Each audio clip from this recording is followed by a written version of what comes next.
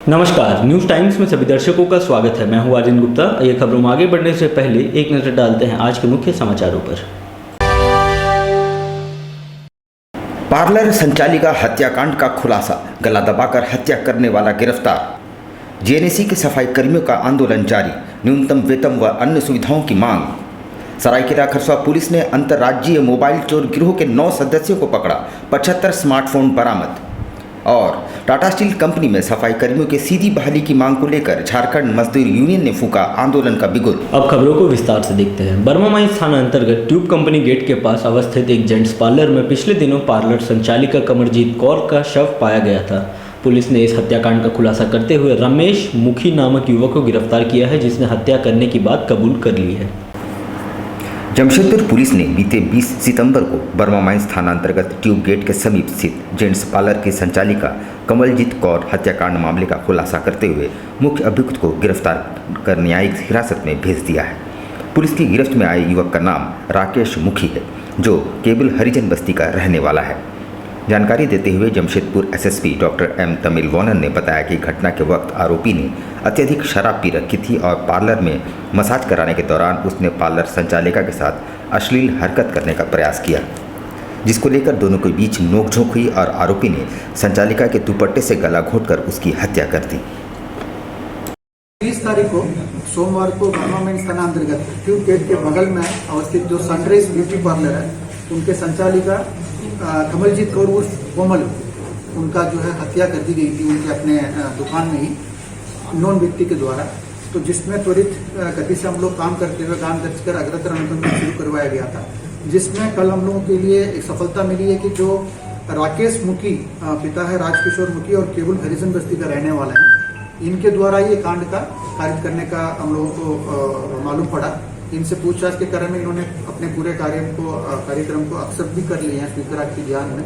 और कार्य घटना का सारांश यही है कि उस दिन इन्होंने दारू के नशे में वहाँ गए थे पार्लर में अपना मसाज वगैरह कुछ करने के लिए। तो उसी में वो महिला अकेले थे, तो उनको देख के उनके साथ जो है गलत करने के लिए प्रयास किया, जिसमें दोनों के बीच में हाथापाई हुई, वो गिर गई थी। फिर उसके बाद उनके मुंह में भी इन्होंने 2-3 फैक्ट्री मार दिया है और गिरने के बाद इन्होंने अपने चुन्नी गर्दन में दबा के उनको जो है मृत कर दिया गया है। जमशेदपुर अक्षेश के सफाई कर्मी इन दिनों न्यूनतम वेतन की मांग को लेकर आंदोलनरत हैं। शनिवार को उन्होंने अक्षेश कार्यालय का घेराव करते हुए जमकर नारेबाजी की और अपने हक की आवाज़ को बुलंद किया।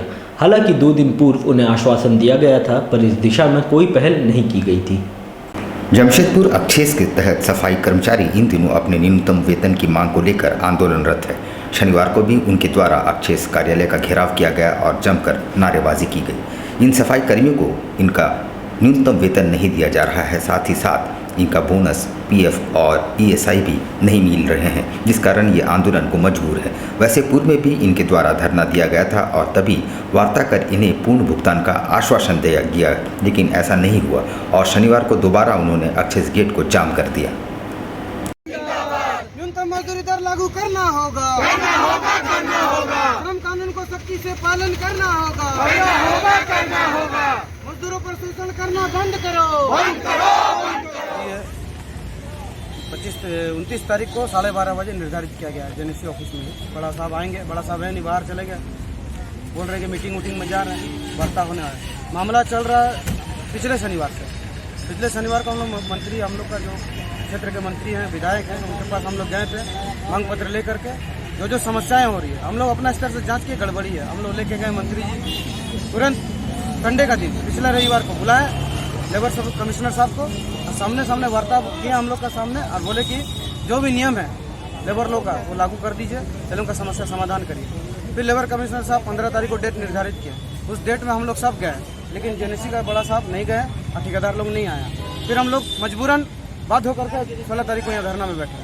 16 तारीख को धरना में बैठे तो फिर इसी तरह का ये माहौल हुआ। फिर बड़ा साहब मौजूद थे, बड़ा साहब हम लोग को ले गए बात करने।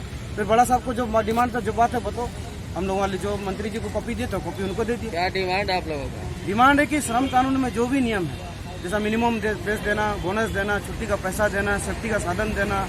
सरायकेला खरसावां पुलिस को बड़ी सफलता हाथ लगी है।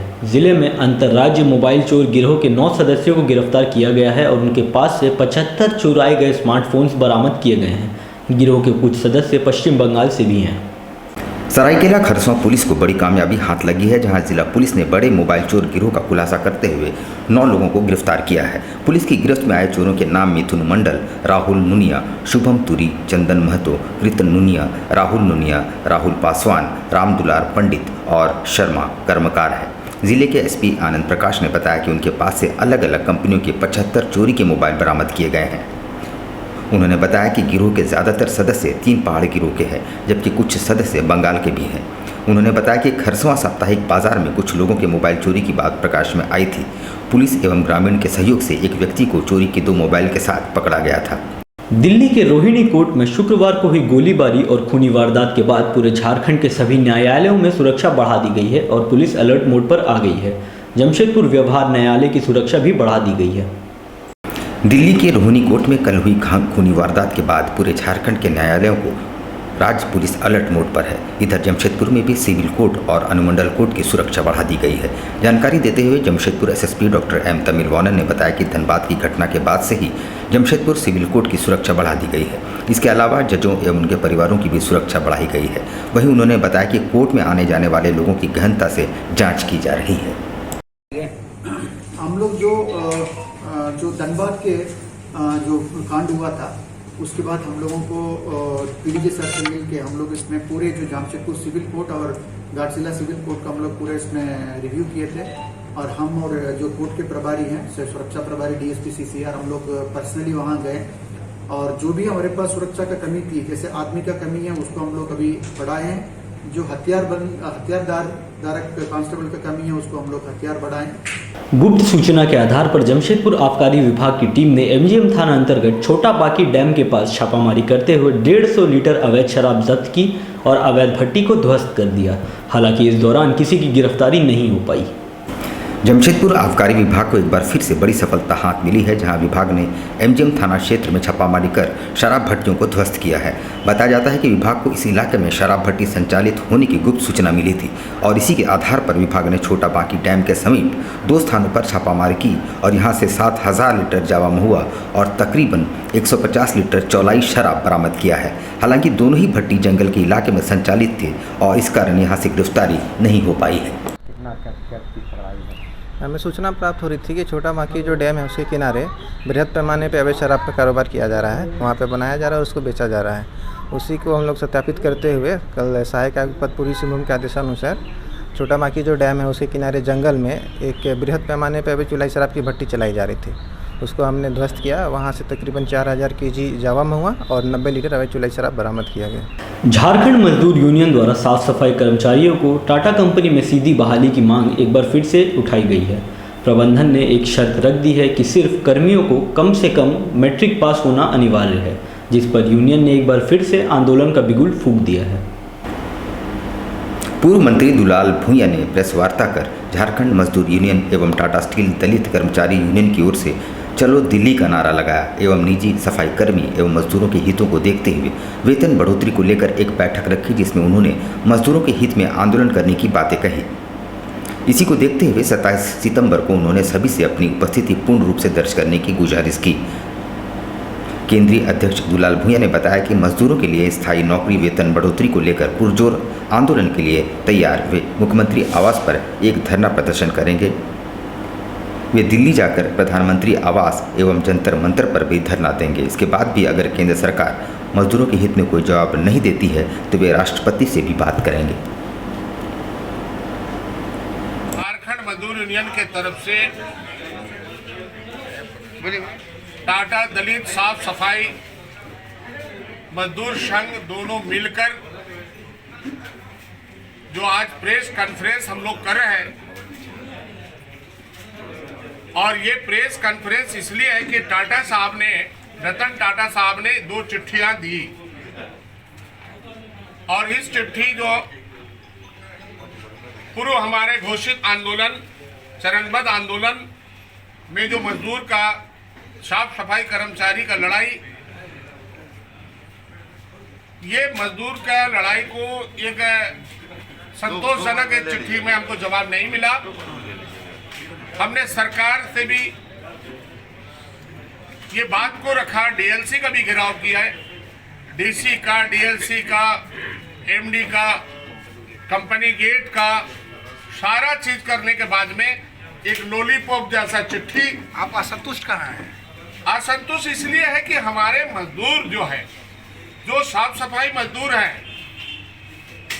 जो पुराने स्टैंडिंग ऑर्डर हैं टाटा के साथ हमारे पूर्वजों का, सीधी बहाली, वो सीधी बहाली को अब कंडीशन दे दिया है कि मैट्रिक पास होना चाहिए। आजसू पार्टी इन दिनों काफ़ी सक्रिय नज़र आ रही है। संगठन का विस्तार भी किया जा रहा है और कार्यक्रमों की बौछार भी की जा रही है।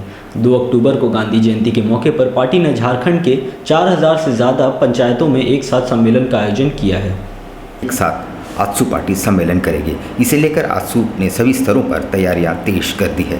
2 अक्टूबर को होने वाले कार्यक्रम को लेकर चांडिल प्रखंड के चिल्गू मुख्य कार्यालय में विधानसभा स्तरीय बैठक हुई। बैठक चांडिल प्रखंड अध्यक्ष दुर्योधन गोप की अध्यक्षता में हुई।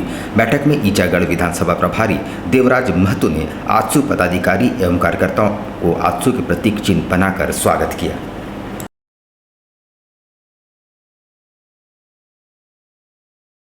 आजसू पार्टी ईचागढ़ विधानसभा की तरफ से चांडिल प्रखंड में प्रखंड अध्यक्ष श्री दुर्योधन गोप जी के अध्यक्षता में आगामी दिनांक 2 अक्टूबर को होने वाले पंचायत सम्मेलन कार्यक्रम को सफल बनाने के लिए विचार विमर्श किया गया, जिसमें पार्टी के वरीय पदाधिकारी एवं पार्टी के सारे कार्यकर्ता उपस्थित थे। सबों ने मिलकर आपसी चर्चा किया कि किस तरह आगामी दिनांक 2 अक्टूबर को गांधी जयंती के दिन इस कार्यक्रम को हम लोग सब एक साथ मिलकर सफल करें। इंटरनेशनल ह्यूमन राइट्स एसोसिएशन द्वारा जमशेदपुर की कार्यकर्ता उषा सिंह को राष्ट्रीय कार्यकारी अध्यक्ष का दायित्व सौंपा गया है। मीडिया से बातचीत के क्रम में उषा सिंह ने बताया कि बहुत जल्द नई कार्यकारिणी का गठन भी कर लिया जाएगा ताकि मानवाधिकार के क्षेत्र में बेहतर कार्य हो सके। इंटरनेशनल ह्यूमन राइट्स एसोसिएशन के द्वारा जमशेदपुर की कार्यकर्ता उषा सिंह को राष्ट्रीय कार्यकारी अध्यक्ष का दायित्व सौंपा गया है, जिसके लिए उन्होंने राष्ट्रीय कमेटी का आभार जताया है। उन्होंने मीडिया से बातचीत के क्रम में कहा कि कार्यभार मिलने के बाद कई राज्यों में नई कमेटी के गठन हेतु कार्य भी शुरू कर दिए गए हैं और कई स्थानों पर नए सदस्यों को जिम्मेदारी भी सौंपी गई है। सबसे पहले मैं डॉक्टर डेविड राज को बधाई दूंगी कि मुझे इस लायक बनाए और मुझे इतना बड़ा राष्ट्रीय कार्यकारी अध्यक्ष बनाए, उसके लिए मैं बहुत बहुत धन्यवाद। मानव हित के लिए जो बन पड़ेगा मैं करूंगी। सबसे पहले बना तो मैं दिल्ली स्टेट चेयरमैन बना के आई हूँ और 4 राज्यों में मैंने अभी नॉमिनेशन कर दिया है, जैसे दिल्ली हुआ, हरियाणा हुआ, उत्तर प्रदेश का अभी मैं तुरंत करने जा रही हूँ इस 15 दिन के अंदर।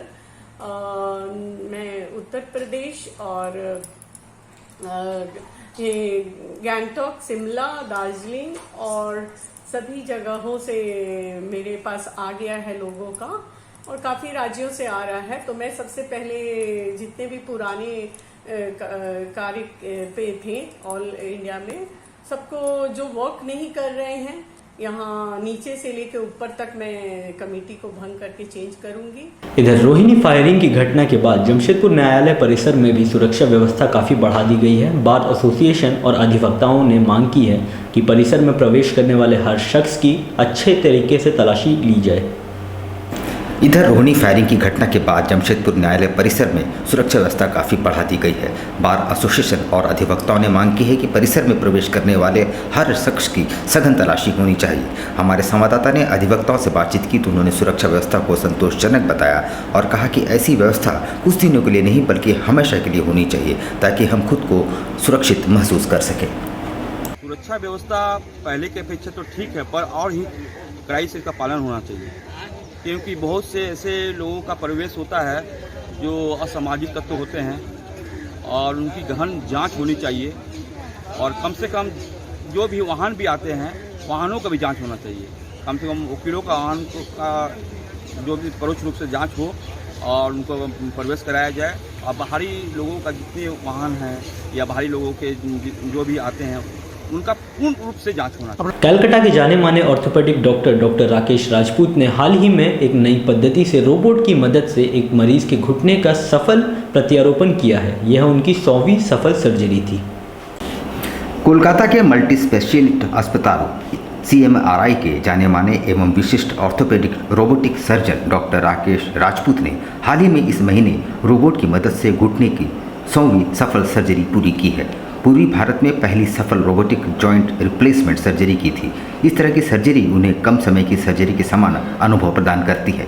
अधिकांश रोगियों ने तत्काल ठीक होने जैसे पहलू के आधार पर संतोषजनक प्रतिक्रिया दी है। इस पद्धति में सर्जरी के बाद जल्दी डिस्चार्ज और कम से कम खून की ज़रूरत होती है।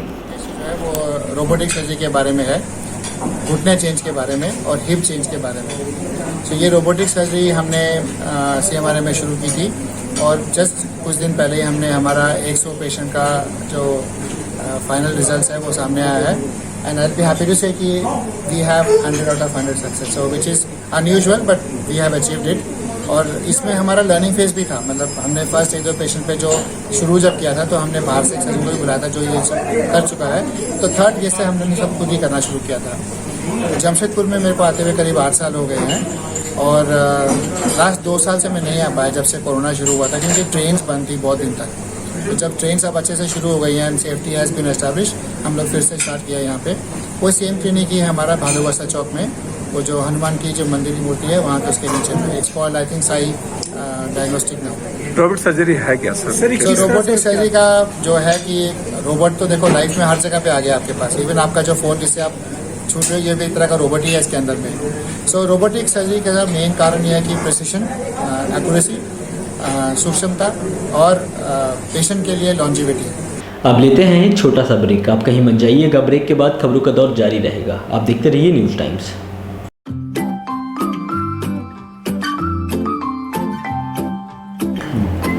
होम्यो हर्बल मेडिसिन द्वारा सफ़ेद दाग एवं सोराइसिस का सफल इलाज। Doctor Jagdish Prasad MD/EH। Time 9:30 AM to 1 PM daily.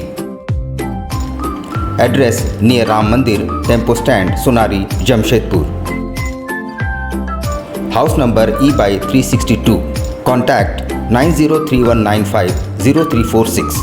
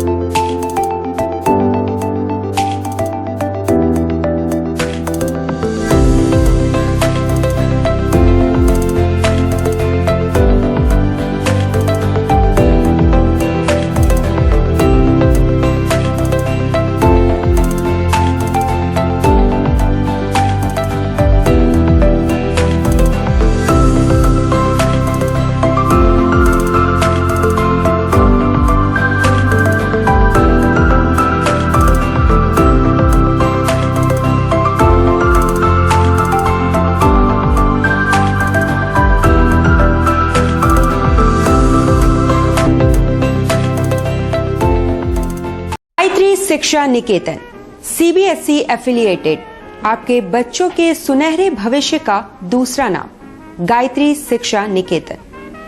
शिक्षा के क्षेत्र में उत्कृष्ट प्रदर्शन के लिए राष्ट्रीय एवं राज्य सरकार से सम्मानित विद्यालय, जहां होता है आपके बच्चों का सर्वांगीण विकास।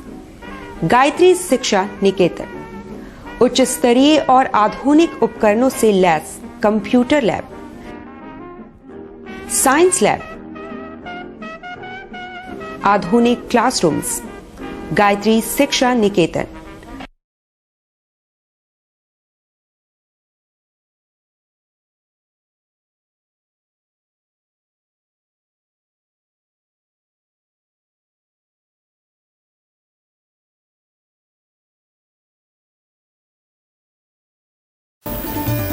Indian Bakery, specialist in cakes and confectionery items.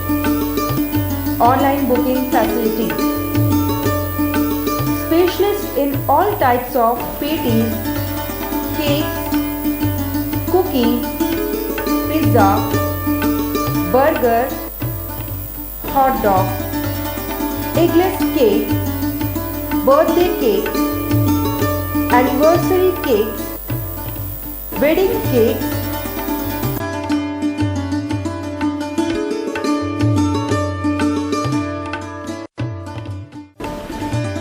cream rolls, fruit cakes, all types of biscuits, marriage anniversary cakes, and school order specials. Please do visit with your friends and family.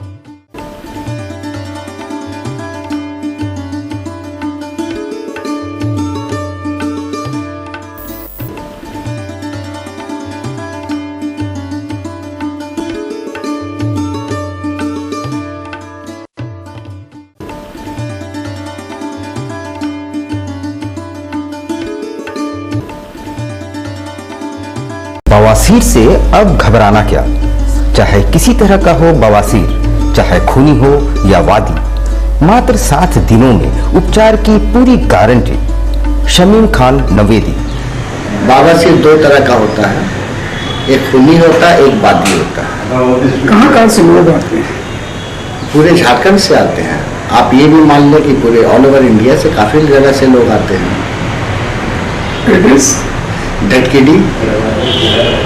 ढटकीडी main road near जमजम। देश के कोने कोने से आने वाले मरीज हो चुके हैं लाभान्वित। धतकीडी जमजम स्टोर के सामने।